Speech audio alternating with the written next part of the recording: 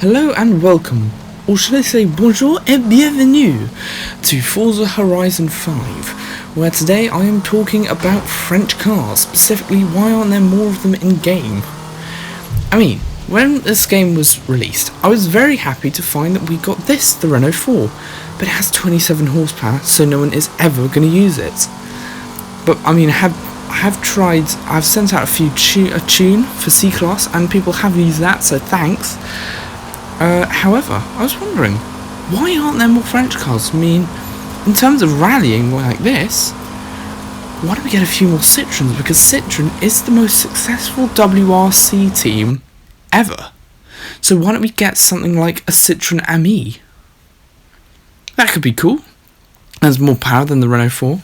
And it could make for an interesting rally car, so why don't we get that? Or can we have the DS back as well? So here is the list of French cars, and well, there's on the surface there's quite a few, but on close inspection there are only 15.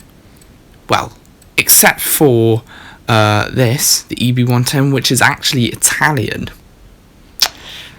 Anyway, by the way, the French, you never knew this, but the French actually make some pretty cool sports cars. Including this, which is the Alpine A110, which has won 6 different rallies, so it has got real pedigree. Or why don't they give us France's flagship supercar, the Venturi Atlantique? Here's a picture, beautiful car. Or why don't they give us the Renault Alpine GTA, or the Alpine A310? Which has the same engine as the DeLorean, and just 5 French hot hatches, 3 modern ones and 2 older ones, and well, mostly they're not really that good. The best one is this Megane. However, they should add some more. They should add a modern 206 GTI. They should add the Renault Clio V6, and well, this is probably only my opinion. Twingo GT, anyone? I mean, they added the MG3, so another issue I have is the classic hot hatches. A bit like this, the Renault 5 GT Turbo, which is the homologated rally version. There's also the 205 Rally, which is only useful for reverse wheelies, so it's actually useless. So they should have the normal 205 GTI. And they should have the Peugeot 306 GTI, the Citroen Saxo VTS, or, I take that one back, it's a bit rubbish. Or, what about the normal Renault 5 GT Turbo? I mean, normal people could actually buy those hatches, so why don't they just add those? They could have some really cool customization and be really good on and off-road. Now, on to the more positive stuff. In Horizon 4 they added this, the DS23, and I'm so pleased they added it, because this car was actually built by my great-grandfather, so I really love it. It had really good customization in Horizon 4, and also it was fantastic in off-road conditions thanks to its brilliant suspension. This was also the first car to feature new technologies like headlights that would swivel as you went around a bend. I mean, although to be honest, on the road the handling's not so good. In fact, I will demonstrate the boat-like handling. Look at it, it rolls. Why didn't they add the Citroen SM, which has a 3-litre Maserati V6? I mean, this is good, but they really should add that SM. I saw a few at Silverstone, which is where I got that picture. However, some cars were not so good.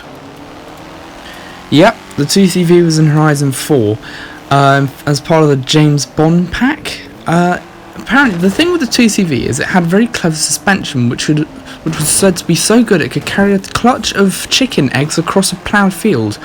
However, if you have one of these, you're better off getting a job at the rotisserie as the eggs would have hatched by the time you've reached the other side. Il ne marche pas. Terrible car. Honestly, they should have picked the Citroen Mahari, a super cool 4-wheel drive buggy that was designed around the 2CV. But What was the problem with 2CV, you ask? Well, I don't know. Specifically, it was incredibly underpowered, and it was made from very thin metal that would just simply crumple like tinfoil in a high-speed crash. Not that it went very fast, anyway.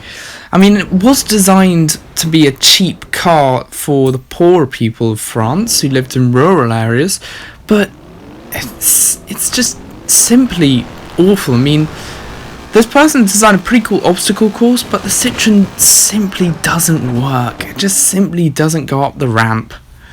I mean, it's not got a very good turning circle either. That's another complaint I'd have.